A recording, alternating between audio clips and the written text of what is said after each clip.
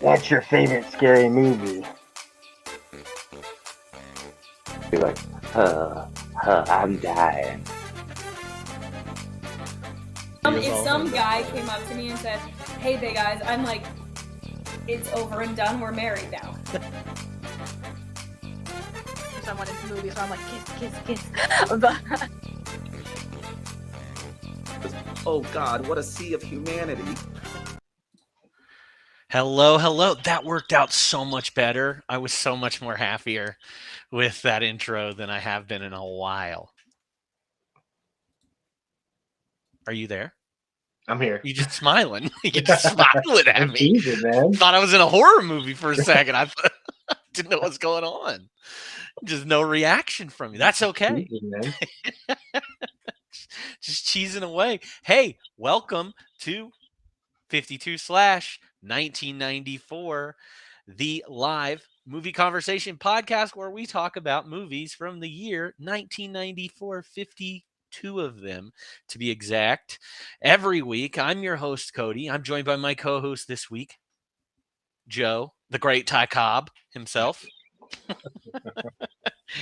If this is your first time joining us, or you've never joined us before, or whatever, welcome in. We're happy for you to join us today. Drop a follow if you'd like. And just to give you a little bit of a heads up about what we do here, we basically watch 52 movies from the year 1994. That's one a week. Important movies released this year by monthly categories. This month's category is I didn't do my best with this.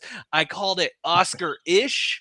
Is the category for this, meaning that somebody either went for something really big with the role that they took, or maybe they felt like they could coast into the Oscars based on name alone, and maybe just didn't quite make it there.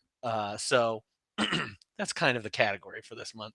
Like I said, it doesn't matter if these are good movies. Doesn't matter if they're bad movies. A lot of times they're mostly mid movies, as the kids would say. And then I have my my guest host every week to talk about these movies, and then I interview them about what they've seen recently, or maybe something that they're into, or that we can go off topic. I don't care. But yeah, let's talk about how insane this movie is. And I don't know if you have that same reaction, but Joe, have you ever heard of this movie before? Never Never. had heard of it. Never seen it. Completely new to me, and kind of surprising because I felt like I was always a pretty big Tommy Lee Jones guy, but I missed this one completely. Yeah. Big baseball guy? Not a big baseball guy myself, so maybe that's why. But I mean, I have seen a lot of the baseball movies out there, so I don't Yeah. know. This one just it missed me Missed you. somehow. Yeah. Yeah. I think it missed a lot of people. I don't think it did very well at the time that it came out. I had never seen this movie either. I do remember this movie existing. And I know that my parents would not, although I've gotten away with watching a lot of things as a child, I was not allowed to watch this movie, probably because of how many F words are in this movie. There's quite a bit. A lot of swear words. Yeah. Not just F words, but every racial slur under the sun is in this movie too. And yeah, if you, let's see, you've never seen this before. So give me your first impression of this movie. Not for me. That's a good reaction. I mean, it wasn't really a baseball movie, which I was kind of happy about because I'm not usually a big fan of baseball movies. But it was just I like the story behind the movie and the true story and the elements of like all this that happened in reality. But I didn't really like the way it was presented. And the choices that were made for Yeah. a lot of the movie. So, but I guess If that's thi- what you have to do in wild movies. I don't know. If this movie were about Tim Horton, would you have been more interested in this? Maybe. Do you know Tim Horton is, right? Yeah, the The coffee coffee chain and in donut guy. Canada. Yeah. But I'm pretty sure Tim Horton played for the Maple Leafs, right? Maybe. I'm I don't trying to know. connect with you. You can't do it, man. I'm Ty Cobbs. I can't be connected with. You're the great Ty Cobb. Yeah, I'm with you on this. I love baseball. It They is did say. it is my favorite sport, I think, out of all the sports. Even though it is the most boring out of all the sports, the least amount of action happens. I like the history of baseball and like the fact that Ty Cobb exists and Babe Ruth and Mickey Mantles and Lou Gehrig's and all these people from back in the Honus Wagners. Like that stuff fascinates me so much. Like I like the history of baseball. And yeah, this movie was not for me either. I sorry to say, but does this movie get? I mean, would we see a movie like this in 2024 where we're doing a movie about a complete bastard? Done in such a way. Yeah, I mean, I could see it still being done today.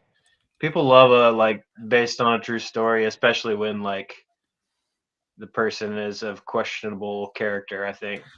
I think like narratively, what we've done with movies like this, or when we're doing a biopic over a questionable character or somebody that is kind of seen as like a dick or a jerk or whatever, they don't try to give them any redeeming qualities.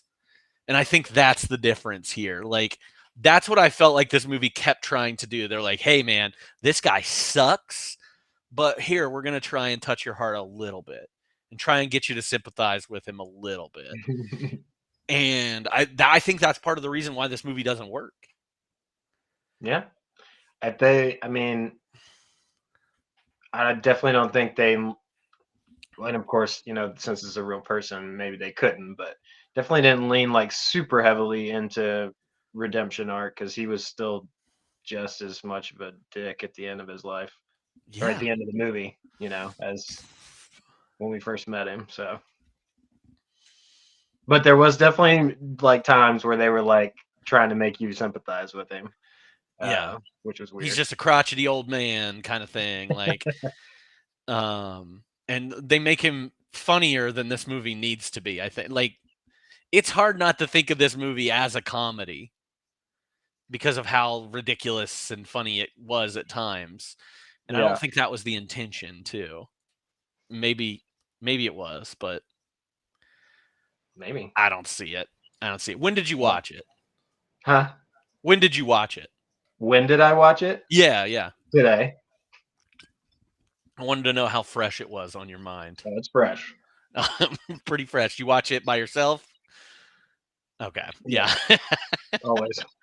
Well, let's go ahead and talk about this movie some. It might be a shorter discussion today, which I don't blame you. I ain't got much, but let's talk about it a little bit more, and maybe we'll catch up at the end. But we're talking about the movie Cobb. If you don't already know, this movie was released December 2nd of 1994. It was directed and written by Ron Shelton, and it was based on Cobb, The Life and Times of the Meanest Man in Baseball by Al Stump. And so little bit more, we'll find out a little bit more about Al Stump. But the cast, very small cast. There's a lot of like cameos, and I turned to Alyssa at one point and was like, "Hey, was that Roger Clemens in this movie?" And it was Roger Clemens in this The movie. pitcher? Yeah, the pitcher. I was I like, thought "That's that was Roger him. Clemens. I I don't know even that know guy." baseball, and it looked like him. But the movie's really small cast of original, or not of the people that are in it. So we've got Tommy Lee Jones as Ty Cobb, which I think is kind of great casting. If you know, like even a little bit, if you know that this guy is from Georgia and the meanest guy in baseball, like Tommy Lee Jones seems perfect for this role. He doesn't look anything like Ty Cobb, but Tommy Lee Jones is just a son of a bitch, and that's the best, highest compliment I can give this man. He just has a mean face Yeah. to me. Al Stump is played by Robert Wool. Ramona is played by Lolita Davidovich, and Lou Myers plays Willie. Who's in this movie very briefly. But anyway, the synopsis for this movie, as I have stolen from Google, says Ty Cobb was one of baseball's legends alongside Babe Ruth and Willie Mays. He was also a racist, a wife beater, and a drunk, disliked by fans and teammates alike. Approaching death, he contracts he contracts sports writer Al Stump to write his biography. As Stump becomes more involved with Cobb, becoming as much as a servant as a journalist, Cobb's story is told in a flashback with all the scandals on and off the ballpark exposed. Not bad. That's a pretty This good one. movie, yeah, that is actually a pretty good one. The budget of this movie was $25.5 million, and it made, drum roll, $1 million. So this movie was a big flop for the studio, and I don't think they released it in December. That's usually around Oscar time, and I don't think that this movie made a splash in the way that they thought it would, especially for Tommy Lee Jones. Coming off of Yeah. coming off of The Fugitive and winning an Academy Award, Yeah. don't think this hit as well as they thought it was going to. But the reviews are kind of in the middle with this one. I'm really eager to get to your review and see how that goes. But on Rotten Tomatoes, it's got a 65%. IMDb, it's 6.4 out of 10, so very close there. And Letterboxd is sitting about 3.0 out of 5. So again, kind of better, like average, better than at middle of the road. Everybody's kind of lined up there. So Roger Ebert said it's the kind of film where you admire the craftsmanship and artistry while questioning the wisdom of the project itself. He gave it 2 out of 4 stars. So again, very down the middle. Here's a rave review. Shelton Strong, stinging film, one of the year's best. Wants to get at something ingrained in the American character, the irrational desire to make saints of sports heroes. And that's Peter Travers of Rolling Stone. Yeah. He must be a baseball guy. No, Peter Travers just pumps up everything that he's ever seen in his entire life. So yeah, not much of, like I said, this one really didn't hit with legacy, any awards, any franchise, career deaths, remakes, anything like that. Didn't really hit with that. One thing it did do, though, was pull in the authenticity of what happened. Was this a true story that was told? And come to find out, no, it wasn't. A lot of the. Did you read that in your?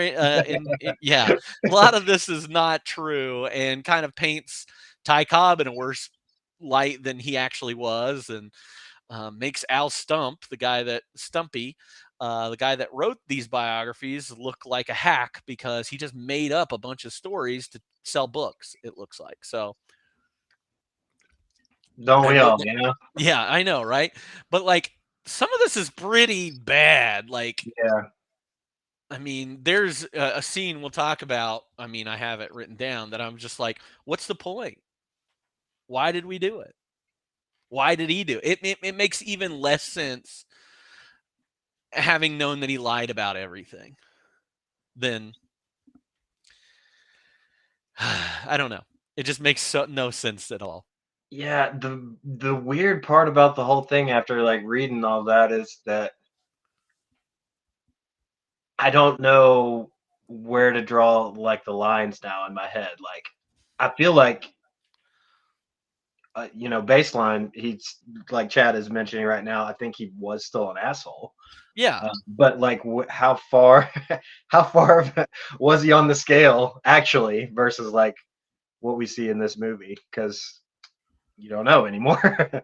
No, you don't. And I don't know if anybody really, and I've never read a Ty Cobb biography or, because there was one that came out in 2015 that basically goes back on all of the stuff that Al Stump wrote. And he basically asked the director of this movie to come up with any like citations or anything that would have shown that Cobb did any of this stuff in real life. And the guy was just like, nah. I don't have anything, or I'm not going to show you anything. Yeah, it's a movie. Get over it. So yeah, there are particular scenes in this that, like, in the movie that definitely didn't happen at all. Like 100% did not happen. Even going like down to the false claim that his mother shot and his mother's lover shot their dad. Like there's even mistakes around that, and Al Stump was trying to profit off of that by owning the shotgun that killed his father, and turns out his dad wasn't even killed with a shotgun at all. And again, it just pulls in the question, like, what did we just watch, and why did we need any of this story? Maybe Cobb was not that interesting at all. He probably was a wife beater. He probably was an alcoholic, but his life probably wasn't as interesting as that. And that's it. He played baseball and drank. And so Stumpy was like, "All right, we got to come up with some stuff." Yeah, we got to make up some stuff. See, you're the greatest baseball player of all time. We got to come up with something else, and we just couldn't do it. So, not much of a legacy around this movie, other than other than the lies. Other than the lies, that's it. So, let's break down this movie. Let's talk about a couple of the scenes that really stuck out to you. I'll start with you. See where you kind of landed on some of these scenes. Okay, I think I got maybe four, maybe five. Um, the first one for me was like the meeting of Stumpy and Cobb.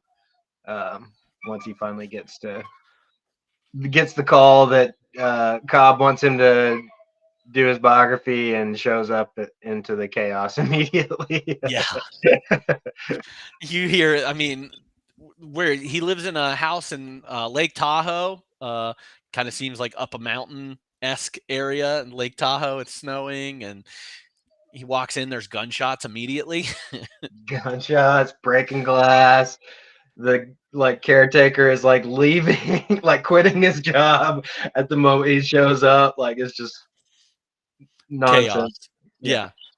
And he's like, he goes up the stairs. Stumpy goes up the stairs to meet Cobb and gets shot at. And he's like, I'm leaving. And Ty Cobb's like, no, you're not. Get in here. He's like, I don't want to. And then for some reason, he still goes in. Yeah. Is that how it goes in the 90s? Like, it's just. Somebody shooting a gun at me, I'm out. Like the first gunshot, I'm out of there. Yeah. Again, maybe that's, maybe I'm just a little too soft. Maybe I'm scared of everything, but if you're, planning to lie and sell a bunch of books, maybe you stay. Yeah. I guess maybe it's like, okay, gunshots. Yeah, let's play with this a little bit. All right, that's true. Good work. Good work. I do find it interesting that he stays. I don't really get his motivate. I guess again, like I'm interviewing the greatest baseball player of all time, and maybe that's how it was viewed at that time too. Like you hear Babe Ruth's name a couple times in this movie, but he is kind of played as like second fiddle. Although I think if you ask, I mean, it's probably if you ask us, like our generation, who the greatest baseball player of all time was, we'd probably tell you Babe Ruth was. Right, Jackie based Robinson. on like, Yeah. or Jackie Robinson, or just based off anything in the Sandlot. Yeah. I don't know anything. I'm just everything about baseball, man. Mickey Mantle, he's one, right? Mickey Mantle is one. You're right. You're nailing it. But yeah, like Ty Cobb, probably widely considered, because he probably didn't play. I don't remember when Ty Cobb ended his career officially, but the guys in this movie, I think it takes place in the late 50s, early 60s, would probably, be talking about Ty Cobb because of his stats and everything that he did. I think he played until the 40s, maybe. I think I heard him say in the movie that he played for 23 years. I don't know if that's crazy. Is that normal, or is that a lot?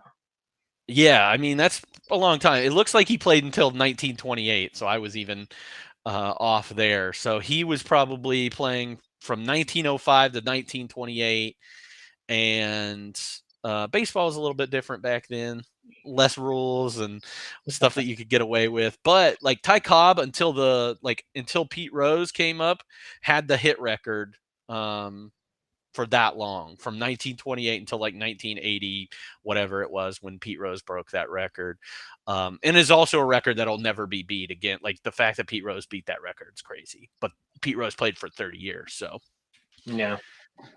you get enough at bats, you're gonna hit it. Again, I'm talking to a baseball expert here. You know everything about baseball, and I don't mind talking to you about it. Of course, Pete Rose. Yeah. You know, Pete Rose. Oh yeah. Wait. So he was the one that got in trouble for gambling too, right? Yeah, So they basically are the same. they are pretty much the same. They're both assholes. I'm a Cincinnati Reds fan. They're both assholes. Pete Rose is a dick. But I guess you got to sacrifice being a good person to be good at baseball. What's the quote from the movie?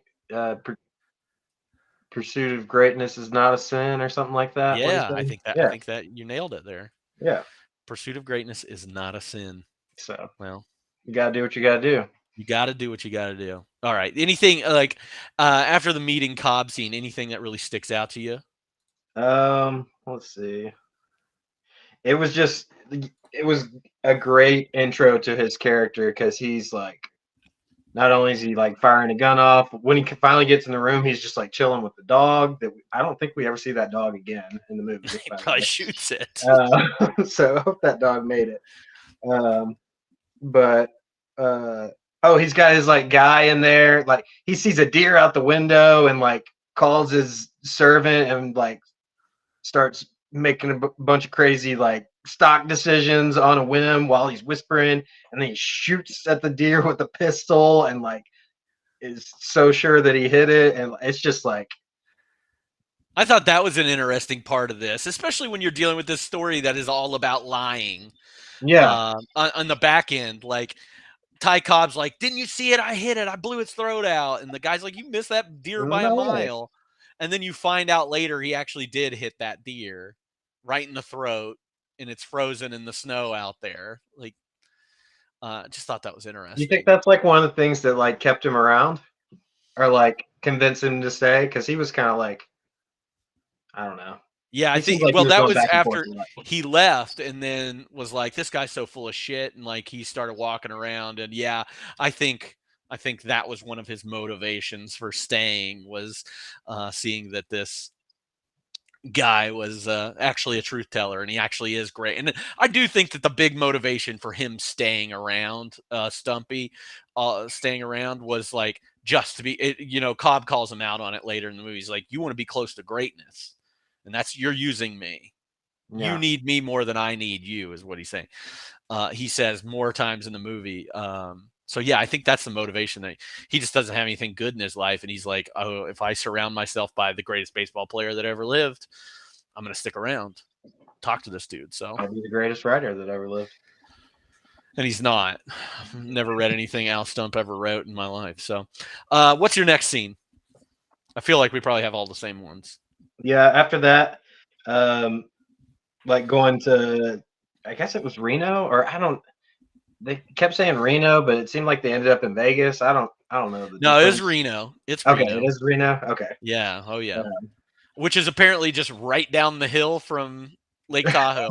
I don't know how close geographically any of this stuff. This movie geographically is insane, especially the amount of driving that they're doing. To Reno, they live right on a mountain right above Reno that's covered in snow. But then it's like hot and deserty as soon as they get down, right? Yeah, it is. Actually, it is 50 minutes away. So it's an hour drive from Lake Tahoe to Reno. So a lot of drifting. I mean, they were drifting so much. That's why I put on Fast and the Furious in the background. I was wondering what it was. I'm glad you called it out. Okay, I don't have to ask you later. There was so much drifting in this movie. I was like, got to put on a racing movie. I'm telling you, the stunt drivers, they did it. That's impressive. That's probably the most impressive thing in the movie. That's exactly what I was so impressed with, how much they were just skirting around. And I mean, I don't know much about cars, but I'm assuming like the older cars makes it more difficult, but maybe that's No, not good no enough. anti-lock brakes. No power steering. I'm just thinking of the things that my dad would be telling me in my head. He's like, "Yeah, I used to have that car, and we used to drift it around all this." Like, I can imagine my dad just being like going crazy about all these cars in here, and not Your being dad able to loves do that. baseball too, doesn't he? No, he likes cars. He doesn't love baseball. Yeah, He's a bummer. car guy. Um, But yeah, no, drifting down the hill. Uh, Cobb gets in a, like they followed each other. Cobb gets in a wreck, gets all bloodied up, and then takes the guy's car and says, "I'm driving." Why'd they The take gun. two cars in the first place? We Yeah. don't know. Just Why? so they could wreck one, I guess. He's got the gun the whole time too. He has a It's like gun. I think he has a gun through the whole movie. he's the he is the Frank of this movie. Yes. From Always Sunny in Philadelphia. Yes. That's all I can think of is Danny DeVito just waving his gun around. Always has the gun down to the last moment, you know? They see Willie on the side of the road, Willie, the caretaker that quit in the beginning of the movie, and they pick him up. Willie's very hesitant to get in the car with him. He'd rather die in the snow than get in the car with Ty Cobb, who calls him the N word multiple times. Oh, yeah. Hard R's. And you get, I think this is one of the funnier scenes in the movie.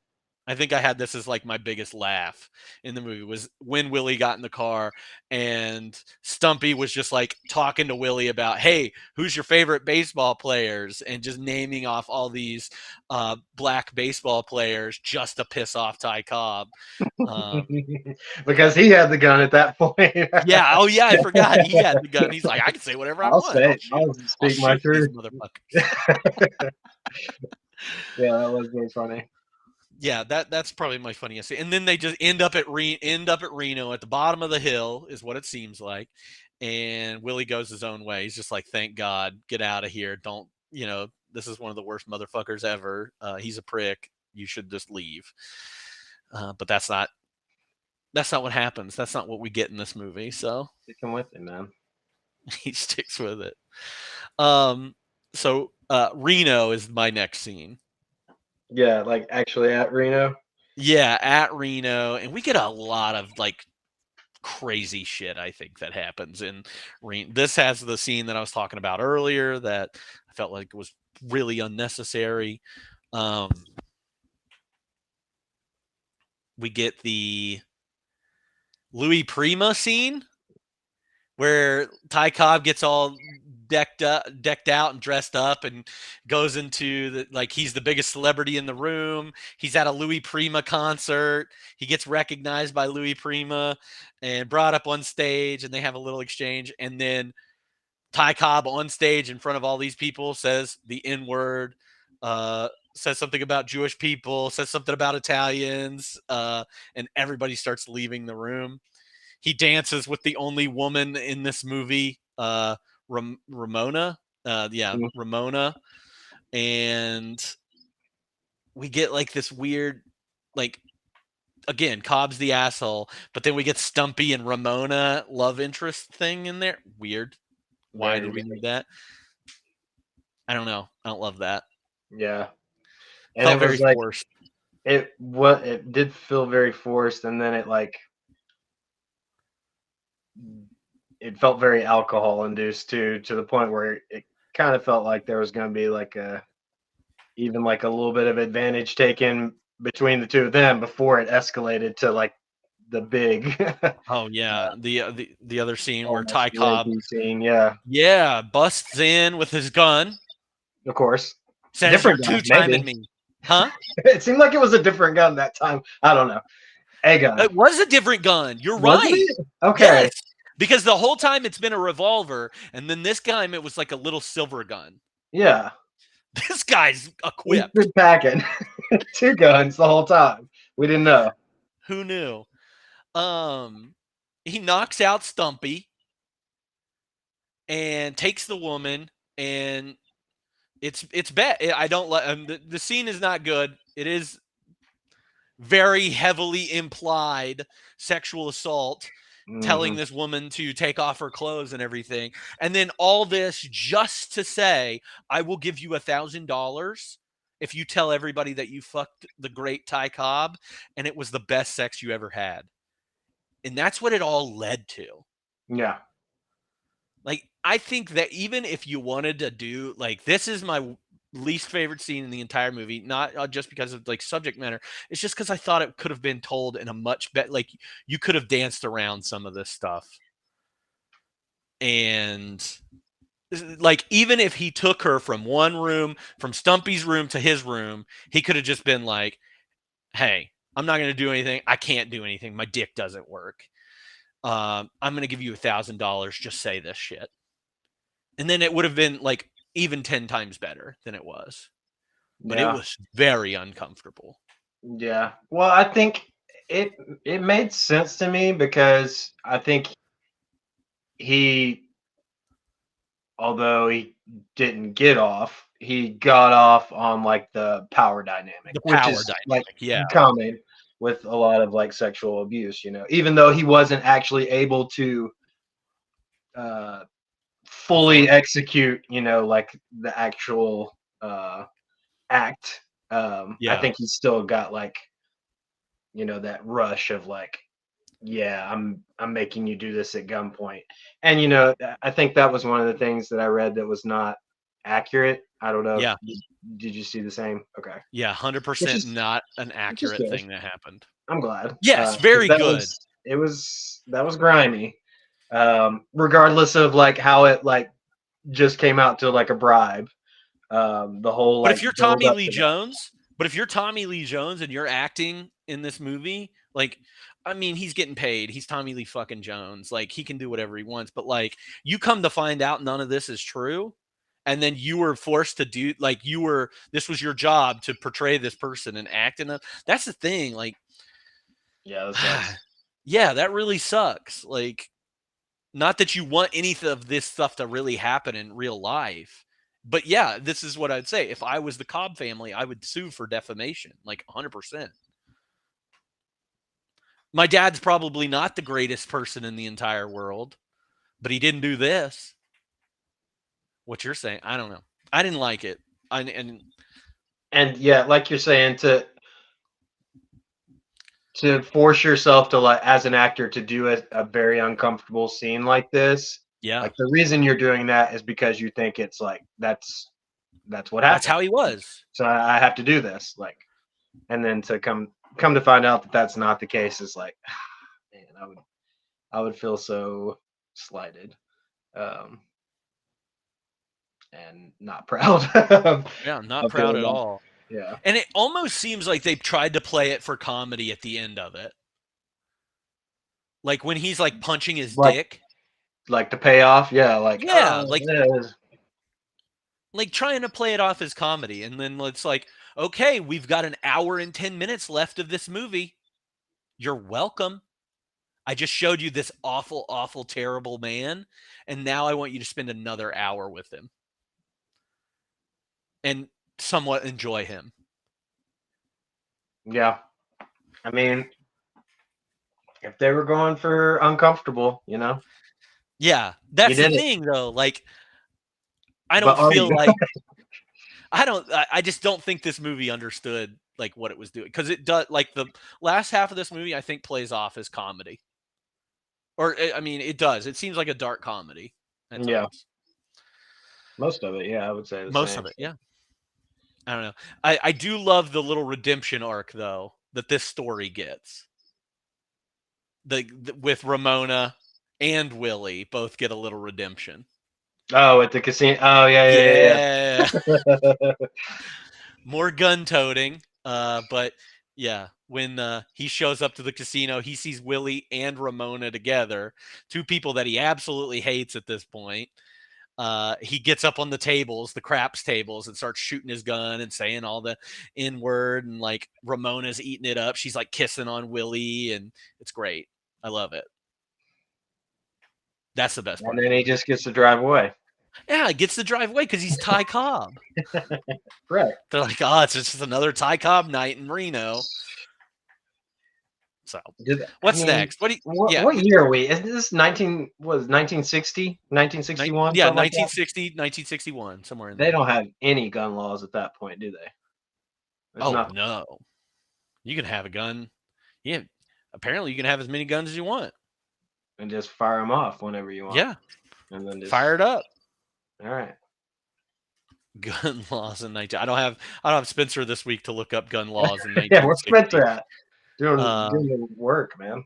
I guess the Gun Control Act, the first Gun Control Act, didn't happen until 1968. So I think there were a lot of guns during this time that people were just shooting around. So we also, we get a couple assassinations between 1960 and 1968. So I think we lose both Kennedys in that time. It's crazy. He belonged in a western, maybe. Maybe he should Yeah. just went to, I don't know. No, I guess I don't know. What am I saying? Well, he was. I mean, he was mostly around in the late 1800s. Like he grew up. He was born in 1886, and so it was basically the Wild West when he's getting his 20s and 30s. Like that's the end of the Wild West. So can't teach an old dog new tricks. The gun-toting era. Yeah, you can't. I'm surprised he didn't carry a gun when he was playing baseball. He might have. That's probably how he got all those stolen bases. Just He shot him. literally robbed the base. Just shot him. Didn't just need his spikes. He just pulled a gun on him. Said, "Get Here's off a the base. question Don't for you you. dare tag me." About accuracy. Did he actually sharpen his cleats? Is that a real thing? That is something that I have heard for many times. I don't know if he actually did it or not. Okay, I'm just curious. Pretty savage for baseball. Story. There are many stories that say that he did do that, but Cobb never denied the tales. So he probably liked the attention. I mean, we do get a little bit of that in there. It's like, what is real, what is fake? Like, I'd rather be seen as the greatest and a son of a bitch than deny anything. So if they want to say that I'm this guy, I'll eat it up. And we see it in like the flashback, the few like baseball scenes we get. He's like egging on the crowd. He attacks the crowd at some point. Like he loves that stuff. So yeah, I would say accuracy with him. Somebody said karate kicking the baseman, or the basement. Like I could say he's probably not kicking them in the groin or chest kicking them. Like that's just insane. But maybe he was. Baseball was a wild sport back then. We didn't have it, It's not like it is today. It wasn't regulated, man. It wasn't regulated. You're right. All right, what's your next one? Let's see. After Reno, did we hit on everything? I think we did pretty much. I don't know the name of the event, but whatever happened at Cooperstown. Cooperstown? That's where the Baseball Hall of Fame is in Cooperstown. Yeah, and I think that might be the first class to be inducted into the Hall of Fame. Okay. I could be wrong about that, but I think that the first class was like Ty Cobb, Babe Ruth. But I guess that happened a long time ago. Maybe it was just some random event. I don't know. That's why I couldn't really figure out if he was already in the Hall of Fame at that point, and he was just like making appearance, or if it was like his moment where they were like adding him. I just Googled it, and it said that they were inducted into the Hall of Fame in 1936. So I guess he had already been in there for a while, and so he's just like a guest of honor yeah, for new ceremony or something Yeah. Okay. So this is another thing geographically that they're going from Reno, Nevada to Cooperstown, New York. Oh, it's in New York? Oh. Dang. which They is drove. a long drive. Yeah, A long drive. we're What talking is like that? what, 3-4 days at least. Sorry Yeah. for all the dog Oh. noise in the background. Oh, I knew good. it was going to happen. It's all right. We love all of our animals here. That is a 39-hour drive to Cooperstown. 39 hours in the car with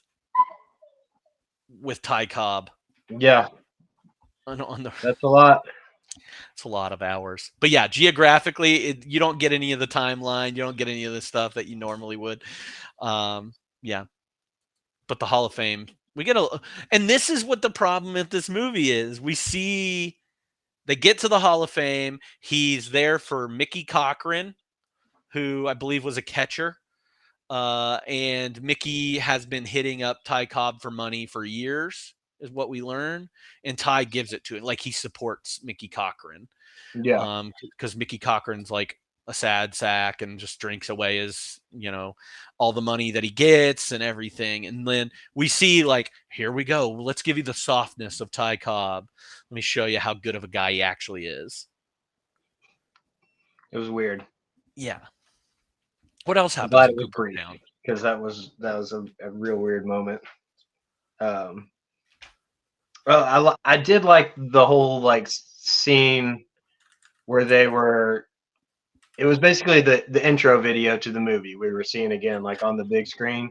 Yeah. But Ty was seeing like other stuff in his mind's eye and didn't realize that everybody else was not seeing what he's seeing. So we're like seeing like reenactments of all the shitty things that he's done in his life instead of like the accomplishments that are showing in reality. Um, so we see like the abuse of his wife, and we see him like killing the guy with like pistol whipping the dude to death in the alley, Mm-hmm. beating up a fan, and Yeah. some other stuff. Um, but he's like having like a paranoia type thing where he thinks, you know, everybody else is viewing this as well, but he's looking around and people are laughing. So he's like just not really sure what's happening. I liked that scene the way it was Yeah, that filmed. scene was actually pretty good, and I thought well done. And again, trying to redeem this irredeemable man by him finally having that like moment of clarity, like, oh, I'm a piece of shit. This is what people see when they see me, is all this stuff that I can see here. Um, no, I did like that. Somebody just asked if we know if any of the stuff about Mickey Cochran is true. I didn't see anything that disproved anything, but I've also didn't see anything that proves any of that. Like Mickey Cochran was, he served in the Navy during World War II. He owned automobile business after he was in baseball. He like coached a couple teams to the World Series after that. So I don't know. Mickey Cochran's probably getting a raw deal out of this too. So More defamation. yeah, more defamation. But who's going to talk about these guys? But he did die when he was 59 years old. He did get hit in the head by the baseball in Yankee Stadium, is where that happened. So Is that I don't. like why he died? Like No, ultra? No. I think he was a heavy smoker, so I imagine that he died of like lung cancer or something like that. Um, Probably undiagnosed at that time, but just died. No, he died of lymphatic cancer. Probably didn't help from the smoking. Yeah. So, but justice for Mickey Cochran.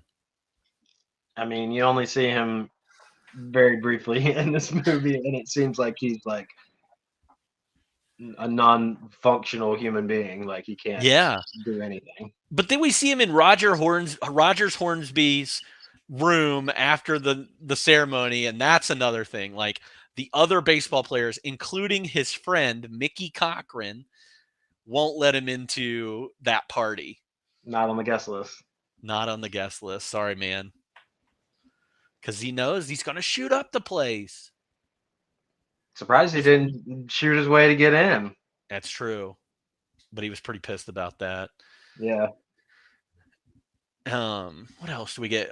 We learn that his daughter is alive during this whole scene too, and that she still lives down in Georgia where he's from, and in his old house and everything. And he's like, "We And need to that's go the next there." stop, right? Yeah, let's go there. Which he does eventually go to Georgia. I don't know if you put that one down there. Was this part of the same journey, or did they go back Yeah. to? So he goes from Cooperstown to Ralston, Georgia. Okay, so they did go straight there. I Yeah. couldn't. I didn't know where Cooperstown was, so I didn't know if they went like back and then to Georgia or. But yeah, might as well go to Georgia while you're on that side, right? Yeah. Which I think it is. I think it's Ralston, Georgia. Cooperstown, New York.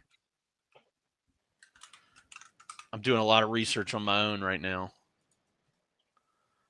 Let's just say it's about 967 miles. That's about a 10-hour trip, a little over 10 hours. Or no, that's got to be more than 10 hours. That's like another 15 hours probably from Cooperstown, New York to Georgia. So it sounds like if the destinations are true, it sounds like most of their time together was in the car. Yeah. Well, 'Cause you this is get only all supposed to be those like scenes where he's like recording himself on the little like recording a story on the, which I thought was very funny. yeah. So Did he actually need like a? I guess he needed like some consulting for writing the book, but he didn't want to just. He didn't want to give much actual creative control away. who are He you just talking needed about? an Cobb? editor, basically. Yeah. Oh yeah. He didn't He need a just needed somebody writer. to. He needed a chat GPT would have been great for Yeah. him. Like that's essentially what Al Stump became, was Chat GPT. Just let me reword it and make you not the worst person ever, and Yeah. include all that. We do get some funny scenes whenever they're in the car together. Like when he's talking about Babe Ruth and he's like, he could run pretty good for a fat man. It's the only nice thing he says about him ever. Then what's your next scene that you have? After that was kind of the end, or I guess right before the end, when they're in the cabin and uh, Stumpy gets the divorce papers, Mm-hmm. and then he finds out about the second book that Stumpy's writing. All that kind of happens. It all happens in like 10 minutes. Rapid conclusion. Yeah, we do get Bradley Whitford, who is a famous actor, in 5 minutes here as the guy serving the paper, the lawyer serving the papers, who gets a gun pulled on him by Stumpy after he's been served those divorce papers. And we Yeah, see, I think, like, do you think that this is like Stumpy becoming Ty Cobb? 100%. He had a Yeah, full-on like Cobb episode, and then pass out. Just yeah, so full-on Cobb episode because that's how most of his interactions ended. that's how I'm gonna live my life. We gotta get Cobb, you on some. one Cobb episode at a time. We gotta get you on some fancy drug and alcohol cocktails if you're gonna be doing that. Just drinking straight Jim Beam the whole time. Just straight from the With bottle. pills, Big. man. Just popping pills too. I'm already there. Taking insulin shots. Just Everything. all of it. And a Cobb-isode, if you will. Yeah, I have a couple Cobb-isodes in me. I'll do a full-on Cobb-isode right now. You won't do it. Where's your gun? What if I did? Oh man, that would be wild. I'd get kicked off of Twitch for sure. Maybe. Just pulling weapons out. Oh man. Yeah, this wild 10 minutes happens. We get him served papers. He passes out. He has his little Cobb-isode. Ty Cobb finds out that Stumpy's been writing a second book that's actually the truth. and everything that he shouldn't have been writing. And then before he can burn all of the notes and stuff, he starts coughing up blood. And what might be the most disgusting part of this movie, like the blood was just everywhere. There was a lot of it. A lot of it. And then he checks, I guess he checks himself into the hospital and leaves Stumpy the greatest note of all time. Well, I forget what does it say. It's just like, hey, Stumpy, you're a lying bastard. I checked myself into a hospital. Your pal, Ty Cobb. I mean, I'm pretty close on what it said. Yeah, that seems close to what I remember. But he ends it with your pal, Ty Your Cobb. pal. You're a lying son of a bitch. Your pal.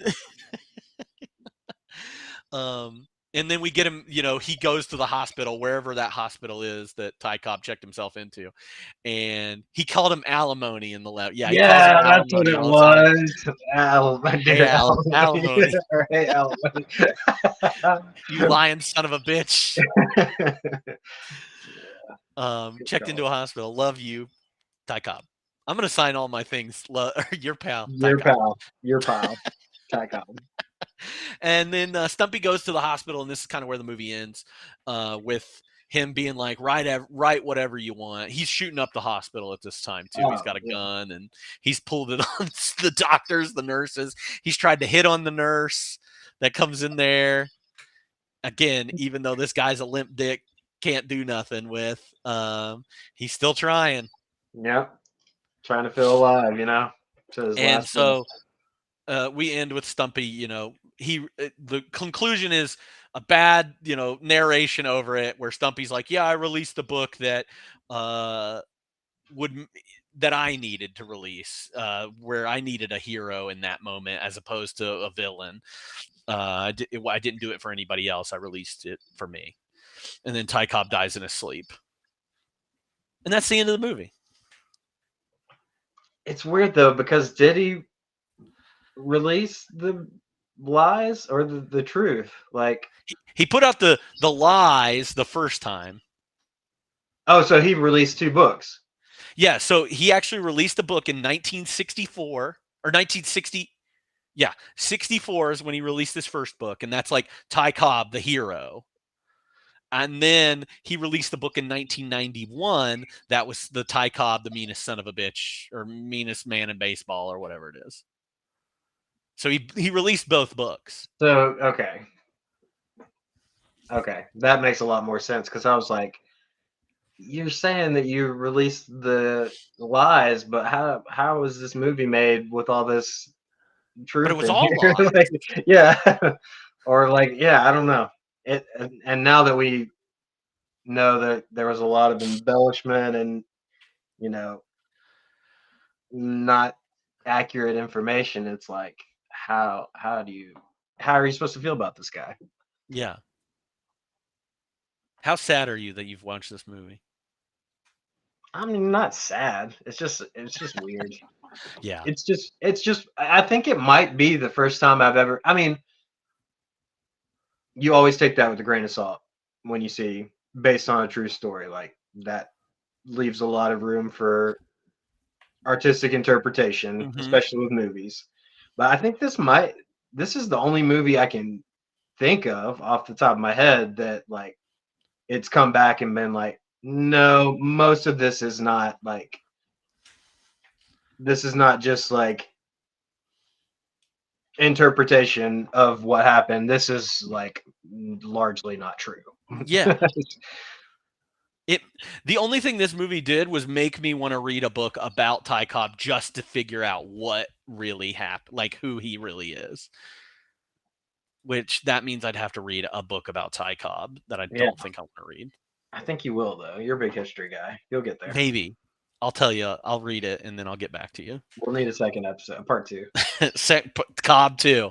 Cobb part 2, baby. Tommy Lee Jones can still do it, right? Cobb on Cobb. Yeah, he could still do it. I mean, he's probably the perfect age for it now. Just old bastard. He was a little young. Oh, yeah, he was a little young. I feel like Tommy Lee Jones has always been 55. Like, he's been 55. As long as I remember him. Yeah. I mean, I can't think of any other way.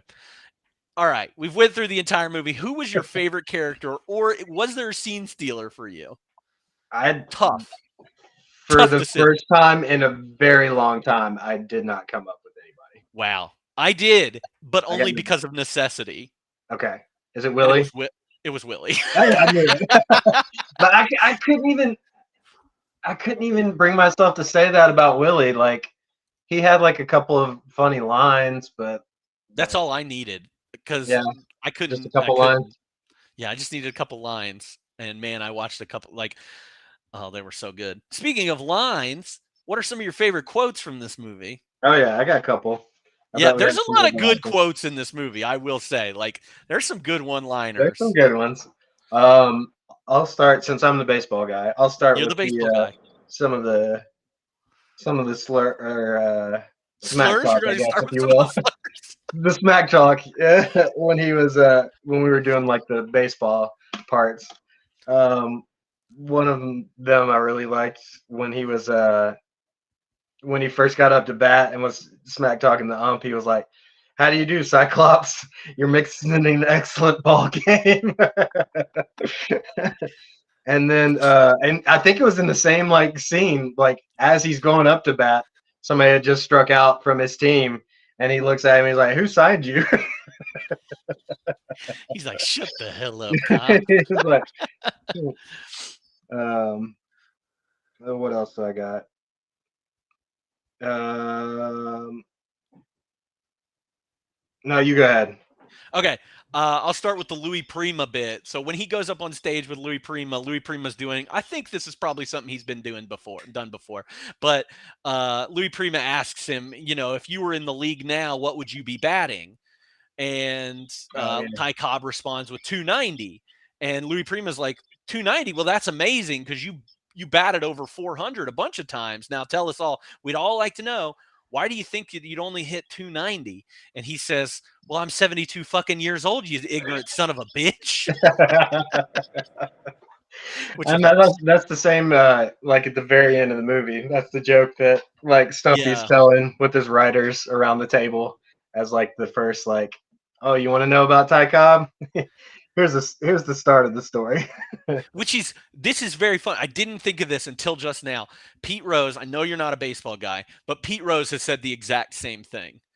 I saw it a few years ago. He had done some baseball analysis, and somebody was like, "Pete, how well would you do? How would you bat?" And he was like, "Oh, 270." And he's like, "Well, I'm 80 years old." Like it was the The same exact same routine, question. same everything. So Huh. very funny that I just remembered that he said that. So They're the same person, man. I'm they telling are you. the same person.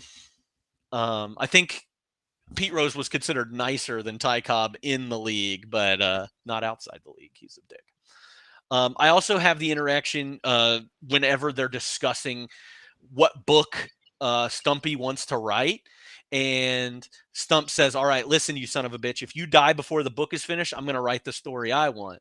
And Ty Cobb says, I ain't going to die before the story's finished. And Al Stump says, I'll write slow. And Ty Cobb responds with, I'll die slow. Yeah. And then comes up with the next best line in this movie, which is, now get your clothes on. We're going to go get some pussy.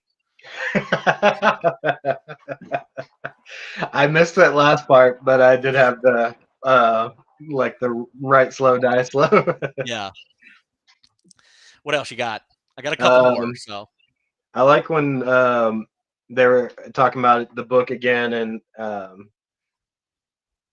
Stumpy says, "My book is about Cobb," and Cobb retorts back, "It's like Cobb is baseball." I thought that was a good line. And let's see. Um, I got Cobb saying, "The South may not rise again, young man, but my dick will." I love that line. I had that one too. I had in the scene, the bad scene that we had talked about earlier, he does have this great line, this great segment here, and I hate what's involved with it, but I love the line, and it's "I am the Georgia Peach. I have 4,191 base hits and 11,429 at bats, 920 stolen bases, 2,244 runs scored, and 93 batting records. And I want you to take off every stitch of your clothes." I was like, great line. Let's move it.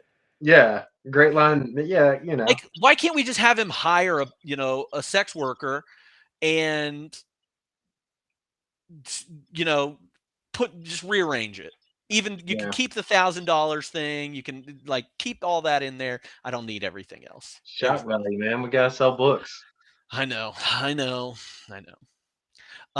Did you get the part where the opposing pitcher says, "I hear you're from Georgia, where the women are women and the sheep get And she nervous"? very nervous.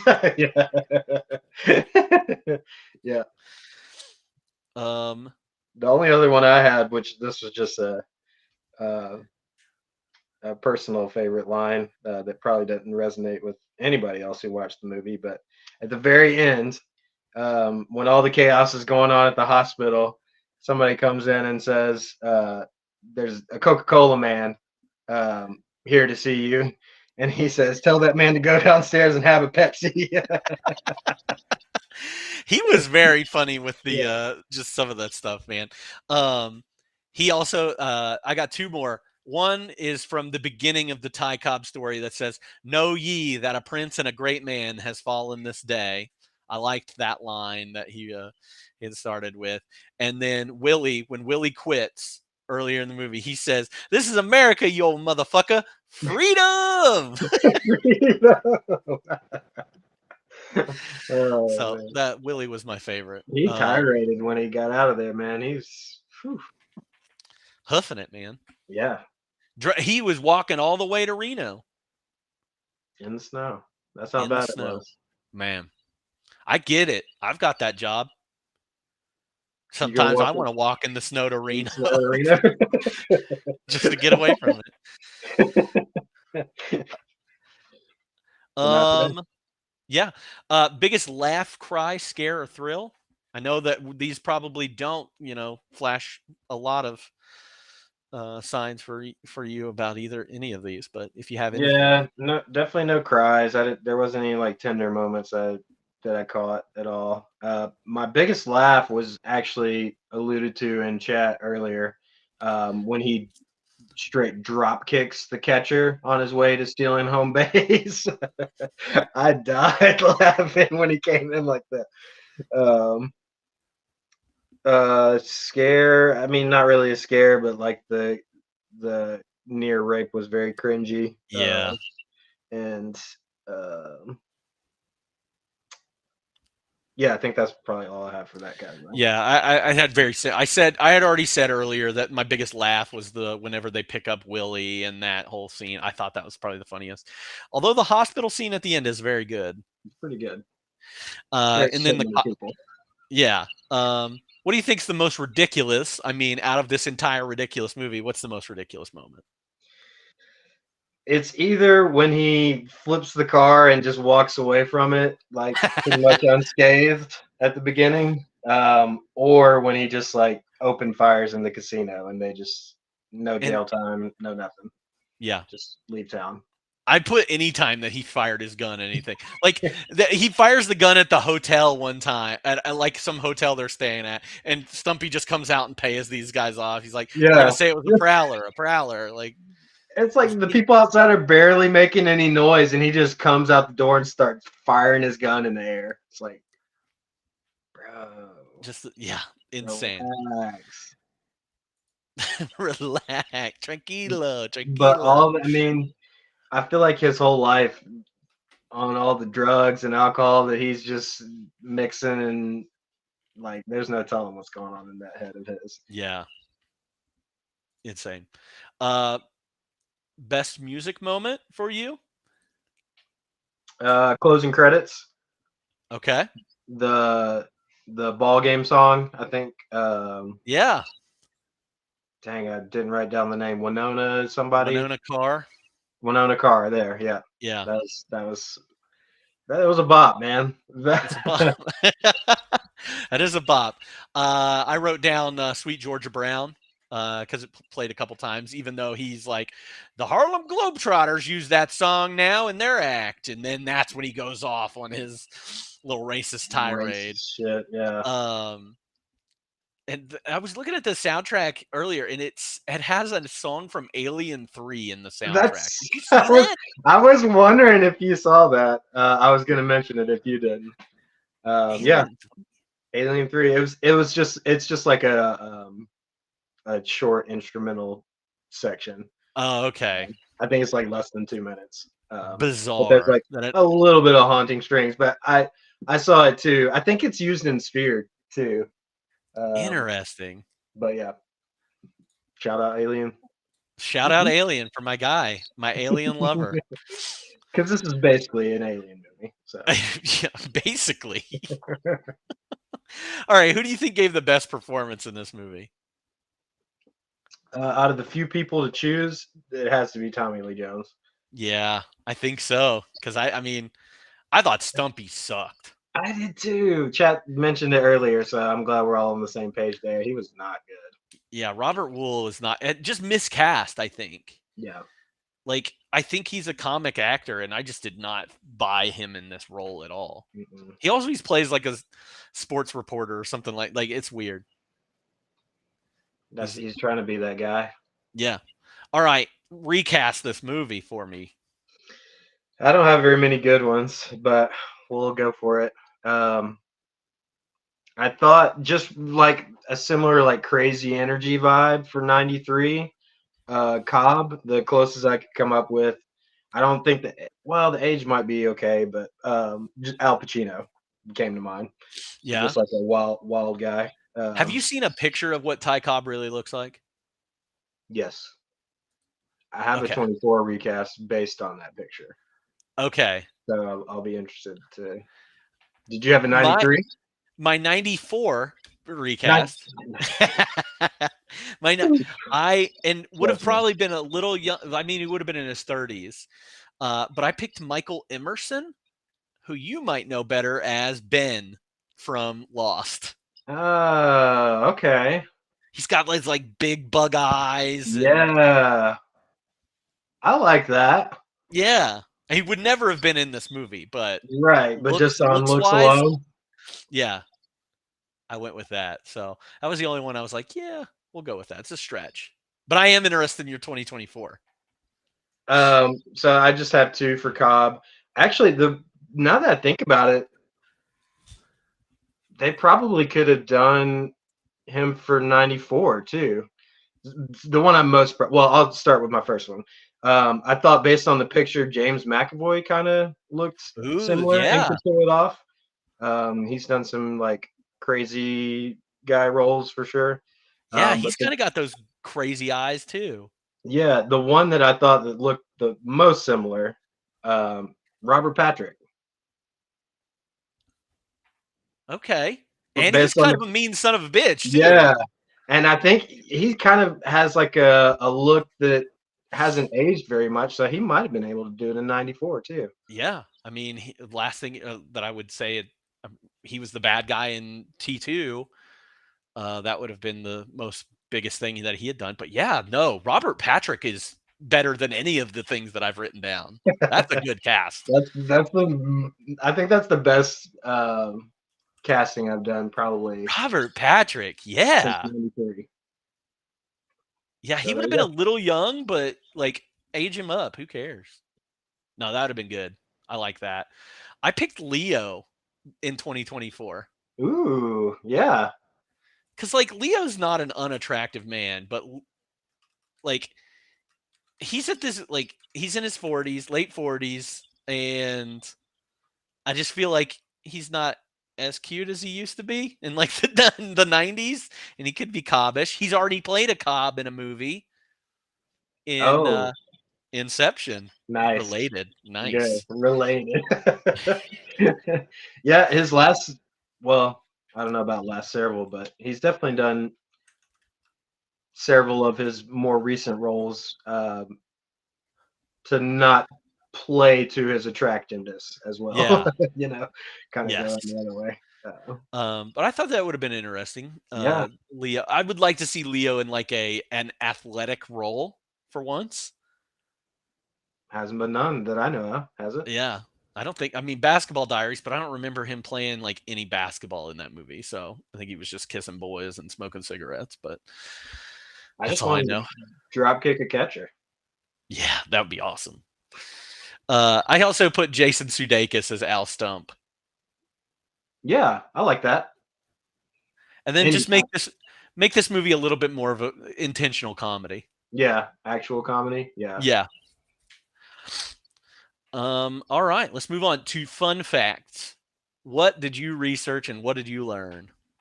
Well, we've already talked about the embellishment and all the stuff that's come out after the fact. I saw that the pipe that's used for Stumpy's character in the film was an actual pipe from Al Stump, which I thought was kind of cool. Um, Tommy Lee Jones had a broken leg that was hidden through most of the filming. And the only other thing I had was for the baseball scene, like that was a free Jimmy Buffett concert that packed the house, and that Jimmy Buffett was the guy that he punched. Yeah, I thought that was pretty interesting too. I like that. I was like, man, that makes me want to go back and look and see if it, if it was Jimmy Buffett. Yeah, I mean, I know it was Jimmy Buffett, but yeah. Jimmy Buffett makes cameos in a lot of movies. He was in the most recent Jurassic World, the first Jurassic World that came out. He's a guy that's like running away from the dinosaurs. And he's got 2 margaritas in his hand. He's running away. Awesome. Very on brand. The only other thing I said I had was, other than the ones that you got, was that when they visit the cemetery at the end of the movie, that is Cobb's actual mausoleum that they were in where they were filming that. So, yeah. They did remove. It looked very real. Yeah, the family names were removed after with like digitally to maintain the accuracy of the time. So nice. All right. Yeah, So okay, they scrubbed those people off of the nameplates or whatever. Yeah. Posts. I feel like we already covered some of my big question, which was like, ooh, big question. Well, it's just like, how would you make this movie better? It's always tricky when it's like based off of, I mean, with Al Stump having written it, I think you have to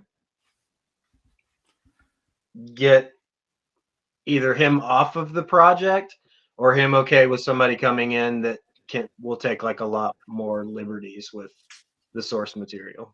Yeah. From my understanding. Obviously, haven't read the book, but yeah, it seems like it was pretty like straight and narrow with what he wrote. And I think that did not translate well. Yeah. Inconsistent tone throughout, like you were mentioning, can't figure out, like, pick a lane. What kind of movie you want to be, and yeah. I agree. I just, pick a lane, figure out what kind of movie. Is this going to be straight up drama? Is this going to be a comedy? Let's just figure out what we want to be. Do we want to, go down the road that we're going down? And I don't know. There's a lot of different directions we can go with this movie. And I do think that there's some good stuff in here. There really are. There really is. And you've got Tommy Lee Jones, who's just going for it. Let's, tone down the gun. Let's unless it's a comedy, and then keep the gun out. Shit, give him like 10 guns. Yeah. Have him just keep pulling guns out of area, like everywhere. See how that goes. One of my biggest things that I did not like was like the killing of his father, and like the way they kept like trying to be ambiguous about that, and like, revealed that no, it wasn't like his mother actually, like, it just didn't like.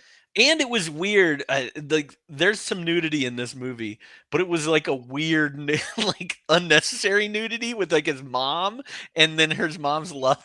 It's just like, okay, here we go. Yeah, I think the only other time we saw like full on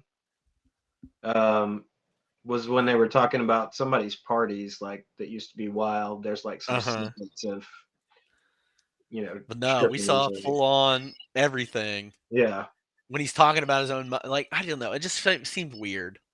it's like, let me tell you about my mother, and she's nude.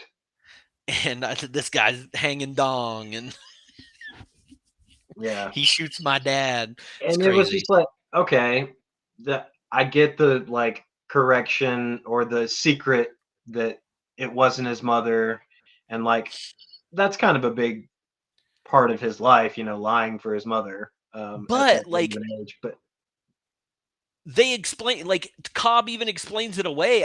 He's like, this, like, I'm telling you this story. It has nothing to do with the way that I turned out. And then you find out the real story about how it happened. And then Stumpy says, yeah, but you were a prick to begin with, and you were a prick after. So yeah, nothing changed by that that's story. exactly why it was weird. It was like they harped on it like it was supposed to be significant, but it wasn't.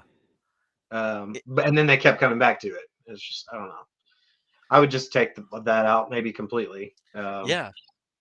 or do it differently than it Yes. was done. Let's make it funny. Well, we don't. I mean, or just do it once. Like we don't need to keep Yeah, coming we back to don't it. need it. It was not Actually, this big mystery that we needed to keep coming back to. yeah, like what's the point? If it was like a mystery that we're solving at the end of the movie, like it was so undercut by like Yes. this doesn't matter. Yes, that is a good point. Chad just raised, like, I feel like they wanted you to empathize with Cobb, but it never really landed. I agree. I think that that's what they tried to do every time they give you something like this in the movie. It's like, oh, poor Cobb. But then you're like, no, he raped somebody. He calls everybody a racial slur. Like, he's not a good guy. Fuck this dude. Yeah, Seriously. Yeah, screw him. Which leads me into my next one. Would you watch this movie again? What would you give it on a scale of 1 to 5 rewatchability rating? I gave it. I would not watch this movie again if it were up to me, but I did give it a 1.5 instead of a No, one. yeah, Just because I thought Tommy because you Lee want Jones did a pretty good job. yeah, Being and you want to go Christian. back and watch to see if that, the Jimmy Buffett scene. True. I do want to. I mean, I don't even know if I know what he looks like, so I'll have to. I'll have to look at his face first. Yeah. But I'm proud that I recognized Roger Clemens, Roger Clemens. Yeah, I'm proud of you. I knew that was him. I saw it. Like, if you showed me a picture of Gordie Howe right now, I wouldn't have any idea what Gordie Howe looks like. Me either, honestly. We're going to teach you. We're going to get you into some hockey history. We don't have to. No, we don't have to. Too much pain there. Yeah, there's a lot of pain. I'm very sorry. Overall star rating, 1 out of 5. I gave the rewatchability a 1. Sorry, A 1, but overall star rating, what did you give it? 2. I gave it a 2 as well. I just think, there's some good stuff in here. I just couldn't fully commit to it. And like you said, Tommy Lee Jones is great and lifts this movie a little bit higher than it should be. Yeah. I might give it a 2.5 if it was accurate. Yeah.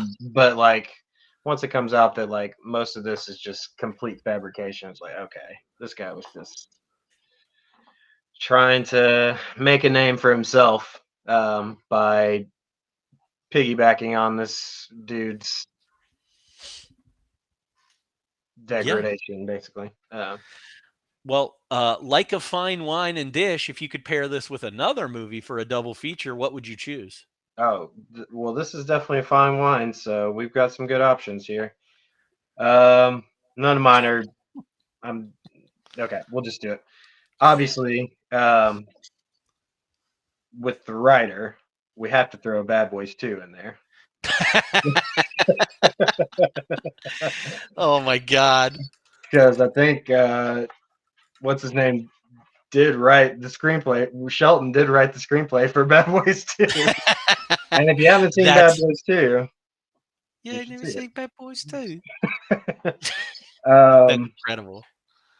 And then I had another obvious one for grouchy Tommy Lee Jones, a little bit more fun, Men in Black. Okay. Okay. And the other one that came to mind, which kind of similar, based on true story, weird like employer employee, but kind of friend dynamic. The Green Book. The Green Book. Okay. I've never seen The Green Book. You never seen The Green Book? Mm-mm. You should see it. It's not like The, spectacular. I think it not the best. won. It did Did it win the best win? picture. Yeah, I think that should not have happened, but it's worth watching. Yeah, it's fine, probably. Well, That's all yeah. I got. Okay.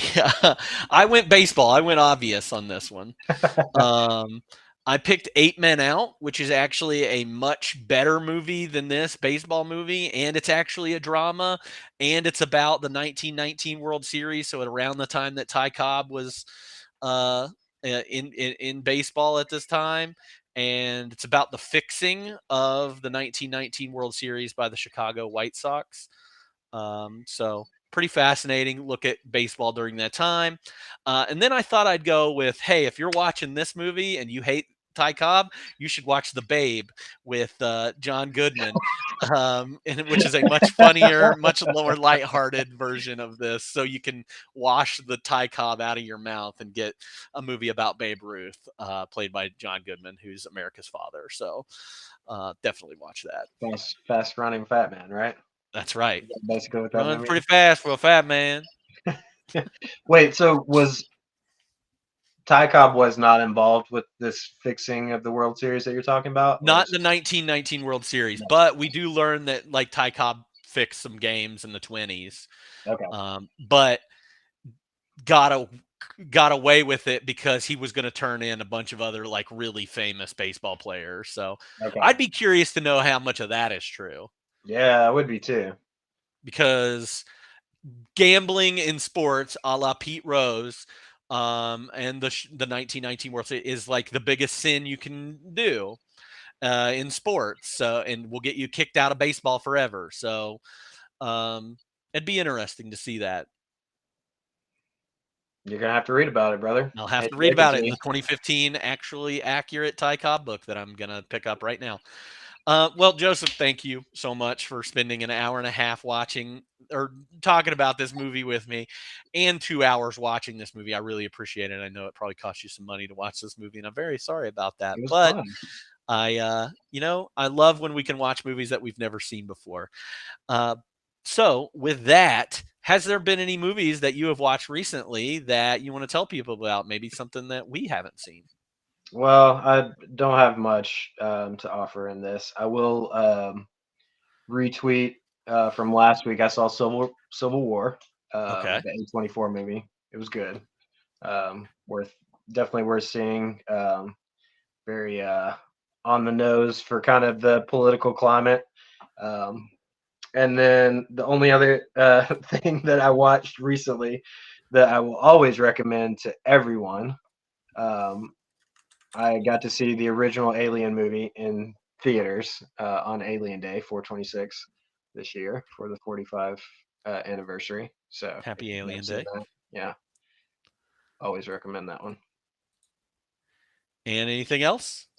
I've been watching back through the X-Men movies in preparation to watch this X-Men TV show, just Yeah. kind of a bit, but I wouldn't recommend any of those. So. I've been watching the X-Men animated show.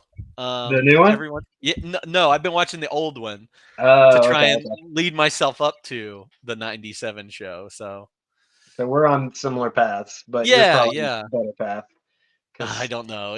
I mean, those live I love actions are not great. No, they're not. I would be curious to see how what you think of them now. Of the X-Men's, like the X-Men one or the X-Men original one. Man, maybe I'll watch them. That sounds fun. They are all on Disney. I think all of them Yeah. are on there. So Have I you watched seen Go the ahead. horror movie? This is completely off topic of X-Men, so I want you to finish your thought. Oh, I was just gonna say I'm currently in my journey. I watched the first three original movies, and the Wolverine like Origins movie. That's what I meant. Ooh, Wolverine Origins is bad. It was bad when it came out. I wrote a college newspaper article about how bad that movie was. Yeah, It's yeah. pretty bad. I was going to Especially ask you. Oh, go ahead. I was just gonna say, and then we can stop. Especially it's like it was like so much was inconsistent with what they had just done with Wolverine and like the movies right before it. So, anyways, I don't know how much of that is true to comics or whatnot. Yeah, I don't know. I don't know either. But what I was going to ask you is, have you seen the movie When Evil Lurks? When evil lurks, I don't think so. Okay. It was supposed to be like the best horror movie of last year, and I think it's like an Argentinian movie. But it is on Hulu now, and I just saw that it was on there. So you're Ooh. probably like one of my only friends that would watch it. So definitely want to put that on your radar. I haven't seen it either, but from every podcast I listen to and everything, they were like, "You've got to see this movie." So When evil lurks on When Hulu, Evil Lurks on Hulu. done. Other than that, I've been watching some movies too. Planet of the Apes, the original one, just to kind of prepare myself for the newer movies that are coming out. I also watched the movie Rebecca, which I've seen before, and I've decided I is probably one of my favorite 100 movies of all time. It's an Alfred Hitchcock Hitchcock. 1940s Okay, movie. I know what movie you're talking about. But very good. Taylor Swift apparently writes about it in her songs. So if you're a Swiftie, there's some Rebecca references there. If you need somebody to talk to you about anything Taylor Swift, I know somebody. I can hook you up with that person, and we can just set her free and ask her any questions that you want, and she will answer them. She's got all the info. She's my Swiftie, my info. So, and then I also watched 3 Looney Tunes shorts this week that are a part of Roger Ebert's great movies. So those were fun to watch, and I think I talked to you about those. Yeah, surprised that Looney Tunes is on. I mean, there are some memorable Looney Tune episodes in my mind, so maybe Yeah. not surprised. What's Opera Doc, Duck Amuck, and One Froggy Evening, which if you had the VHS to Little Giants, One Froggy Evening plays at the beginning of Little Giants VHS. So, What? uh, Just as like a yeah. bonus? Yeah, just like a bonus thing. Dang. So if you guys want to come over, I've got Little Giants. We can fire it up. Just put it on right Animaniacs. now, and we'll Yeah, just we'll just do watch a it in the part background. 2. Yeah. We've already talked about Little Giants this year. But anyway, Joseph, thank you so much. You're awesome as always. I love watching movies with you. I love talking movies with you. Next week, we're going to be doing a movie called Being Human. I've never seen this movie. I don't know what it's about. We might have a new guest. I need to confirm that, Ooh. Tease. and I might need your help to confirm that. And see if they'll be available next Sunday. But we'll be doing that stream next Sunday at 5 p.m. I do think that Being Human is on my favorite streaming platform, Tubi. If you want to watch it, it's also on Canopy. You can also buy it from VOD. But we'll be doing that next Sunday at 5 p.m. That is Mother's Day. So if we need to reschedule some things, that might happen. Also, don't want to let everybody forget, at the end of May, we're going to be doing an episode called Animal Control, where we're going to be talking about movies like Black Beauty, Lassie, Andre, and Monkey Trouble. A lot of animal movies came out in 94, so we'll be talking about those. And I also want to recognize, sorry, I've got a lot of announcements here at the end. We have hit 50 followers on Twitch, so thank you all for getting those numbers up there. We actually, I think, got 2 new followers in today's stream. So welcome on, followers. We're happy that you're here. We hope that you'll join us for some of our other chats that we're going to be having.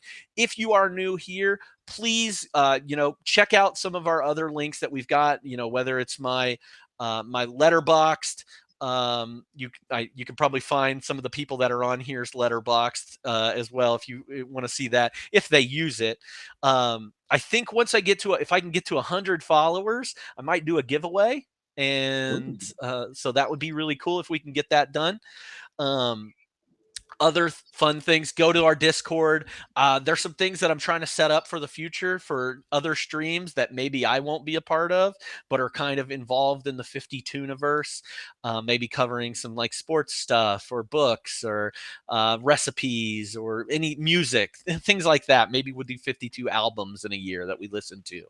But I really want to get some of that stuff going. So look forward to that, and look forward to meeting some of you new people that we've got in here, and we hope to build this up and get this going a little bit more. So, and maybe even do some screenings in the future, which would be Ooh, kind of cool. Which would that'd be kind of cool. very So, fun. we'll definitely be doing that. But you all are great. I really appreciate anybody that comes and follows and stays and participates. I really appreciate all of you. You're great slashers. We love you. And we'll see you next week here on 52/1994.